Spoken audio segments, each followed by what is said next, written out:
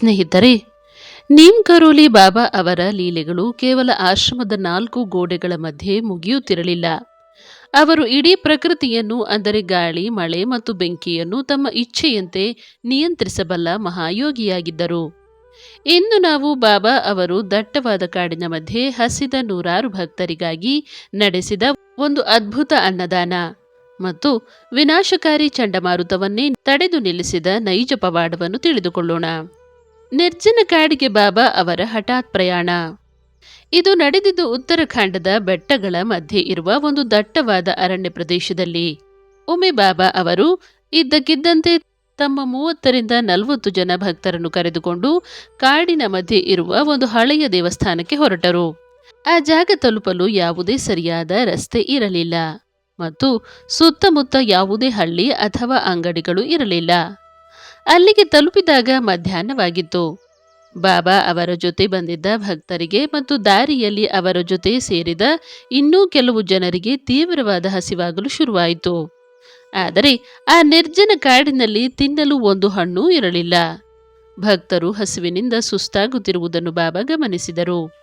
ಶೂನ್ಯದಿಂದ ಸೃಷ್ಟಿಯಾದ ಭಂಡಾರ.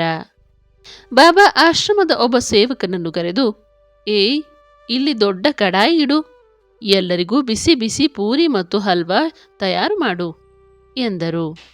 ಆ ಸೇವಕನಿಗೆ ಗಾಬರಿಯಾಯಿತು. ಆತ, ಬಾಬಾ, ಈ ಕಾಡಿನಲ್ಲಿ ಒಲೆ ಹಚ್ಚಲು ಸೌದೆಯೂ ಇಲ್ಲ, ಪೂರಿ ಮಾಡಲು ಹಿಟ್ಟು, ಎಣ್ಣೆ, ಸಕ್ಕರೆ ಏನೂ ಇಲ್ಲ, ನಾವು ಬರಿಗೈಯಲ್ಲಿ ಬಂದಿದ್ದೇವೆ ಎಂದನು. ಆಗ ಬಾಬಾ ಜೋರಾಗಿ ನಗುತ್ತಾ, ನೀನು ಒಲೆ ಸಿದ್ಧಪಡಿಸು, ಎಲ್ಲವೂ ಬರುತ್ತದೆ ಎಂದರು. ಮುಂದೆ ನಡೆದ ಘಟನೆ ನಂಬಲು ಅಸಾಧ್ಯವಾದುದು. ಮುಂದಿನ 10 ನಿಮಿಷಗಳಲ್ಲಿ ಕಾಡಿನ ಆ ರಸ್ತೆಯಲ್ಲಿ ಎಲ್ಲಿಂದಲೂ 2 ದೊಡ್ಡ ಎತ್ತಿನ ಗಾಡಿಗಳು ಬಂದು ನಿಂತವು. ಆ ಗಾಡಿಗಳಲ್ಲಿದ್ದ ವ್ಯಕ್ತಿಗಳು ಕೆಳಗೆ ಇಳಿದು ಬಂದು ಬಾಬಾ ಅವರ ಪಾದಗಳಿಗೆ ಬಿದ್ದರು. ಅವರು ಹೇಳಿದರು, ಬಾಬಾ, ನಾವು ಪಕ್ಕದ ಪಟ್ಟಣದಲ್ಲಿ ದೊಡ್ಡ ಅನ್ನದಾನಕ್ಕಾಗಿ ಈ ಎಲ್ಲ ಸಾಮಗ್ರಿಗಳನ್ನು ತೆಗೆದುಕೊಂಡು ಹೋಗುತ್ತಿದ್ದೆವು. ಆದರೆ ದಾರಿಯಲ್ಲಿ ನಮಗೆ ಯಾರೋ ಒಬ್ಬ ಸಾಧು ಸಿಕ್ಕು, ಕಾಡಿನ ದೇವಸ್ಥಾನದಲ್ಲಿ ನೀಮ್ ಕರೋಲಿ ಬಾಬಾ ಇದ್ದಾರೆ, ಅಲ್ಲಿಗೆ ಈ ಸಾಮಗ್ರಿಗಳನ್ನು ತಲುಪಿಸಿ ಎಂದು ಹೇಳಿದರು. ಅದಕ್ಕೆ ನಾವು ಇಲ್ಲಿಗೆ ತಂದಿದ್ದೇವೆ.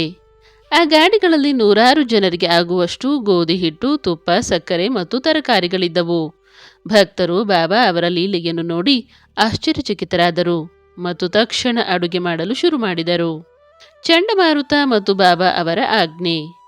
ಅಡುಗೆ ಸಿದ್ಧವಾಗುತ್ತಿದ್ದಂತೆ ಇದ್ದಕ್ಕಿದ್ದಂತೆ ಹವಾಮಾನ ಸಂಪೂರ್ಣವಾಗಿ ಬದಲಾಯಿತು. ಕಪ್ಪು ಮೋಡಗಳು ಆಕಾಶವನ್ನು ಮುಚ್ಚಿದವು. ಜೋರಾದ ಗಾಳಿ ಬೀಸಲು ಶುರು ಮಾಡಿತು ಮತ್ತು ಭೀಕರವಾದ ಗುಡುಗು ಮಿಂಚು ಆರಂಭವಾಯಿತು. ಬೆಟ್ಟಗಳ ಪ್ರದೇಶದಲ್ಲಿ ಅಂಥ ಚಂಡಮಾರುತ ಬಂದರೆ ಇಡೀ ಅಡುಗೆ ಹಾಳಾಗುವುದು ಮತ್ತು ಜನರೆಲ್ಲ ಮಳೆಯಲ್ಲಿ ನೆನೆಯುವುದು ಖಚಿತವಾಗಿತ್ತು. ಅಡುಗೆ ಮಾಡುತ್ತಿದ್ದವರು ಹೆದರಿ ಬಾಬಾ ಅವರ ಬಳಿ ಓಡಿ ಬಂದರು. ಬಾಬಾ ಶಾಂತವಾಗಿ ತಮ್ಮ ಕಂಬಳಿಯನ್ನು ಸರಿಪಡಿಸಿಕೊಂಡು ಆಕಾಶದ ಕಡೆ ನೋಡಿದರು.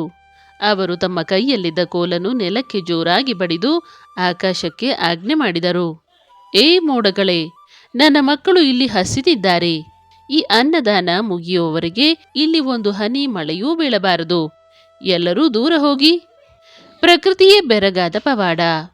ಬಾಬಾ ಅವರ ಆಜ್ಞೆ ಮುಗಿದ ತಕ್ಷಣ ಒಂದು ಮಹಾಪವಾಡವಾಯಿತು. ಆ ದೇವಸ್ಥಾನ ಮತ್ತು ಅನ್ನದಾನ ನಡೆಯುತ್ತಿದ್ದ ಸುಮಾರು ಅರ್ಧ ಕಿಲೋಮೀಟರ್ ಸುತ್ತಳತೆಯ ಜಾಗದಲ್ಲಿ ಗಾಳಿ ಸಂಪೂರ್ಣವಾಗಿ ಶಾಂತವಾಯಿತು ಮತ್ತು ಮಳೆ ನಿಂತು ಹೋಯಿತು. ಆದರೆ ಆಶ್ಚರ್ಯದ ವಿಷಯವೆಂದರೆ ಆ ಜಾಗದಿಂದ ಸ್ವಲ್ಪ ದೂರದಲ್ಲಿದ್ದ ಇಡೀ ಕಾಡಿನಲ್ಲಿ ಅತ್ಯಂತ ಭೀಕರವಾದ ಮಳೆ ಮತ್ತು ಆಲಿಕಲ್ಲು ಬೀಳುತ್ತಿತ್ತು. ಅದನ್ನು ಭಕ್ತರು ತಮ್ಮ ಕಣ್ಣುಗಳಿಂದಲೇ ನೋಡುತ್ತಿದ್ದರು. ದೇವಸ್ಥಾನದ ಸುತ್ತ ಮಾತ್ರ ಒಂದು ಹನಿಯೂ ಬೀಳುತ್ತಿರಲಿಲ್ಲ. ನೂರಾರು ಜನರು ಅಲ್ಲಿಗೆ ಬಂದು ಹೊಟ್ಟೆ ತುಂಬ ಬಿಸಿ ಬಿಸಿ ಪೂರಿ ಹಲ್ವಾ ತಿಂದರು.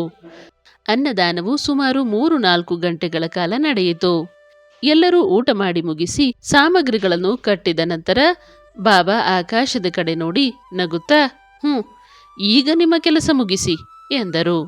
ಅವರು ಹಾಗೆ ಹೇಳಿ ಭಕ್ತರೊಂದಿಗೆ ಗಾಡಿಯಲ್ಲಿ ಕುಳಿತ ತಕ್ಷಣ ಆ ದೇವಸ್ಥಾನದ ಮೇಲೂ ಮುಸಲಧಾರೆ ಮಳೆ ಸುರಿಯಲು ಆರಂಭವಾಯಿತು.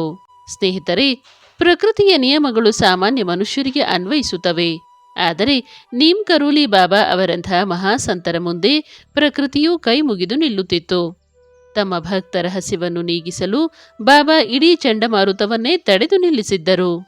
ಬಾಬಾ ಅವರ ಈ ದಿವ್ಯ ಶಕ್ತಿ ಮತ್ತು ಕರುಣೆಗೆ ಯಾವುದೇ ಮಿತಿ ಇರಲಿಲ್ಲ. ಜೈ ಮಹಾರಾಜ್ ಜಿ.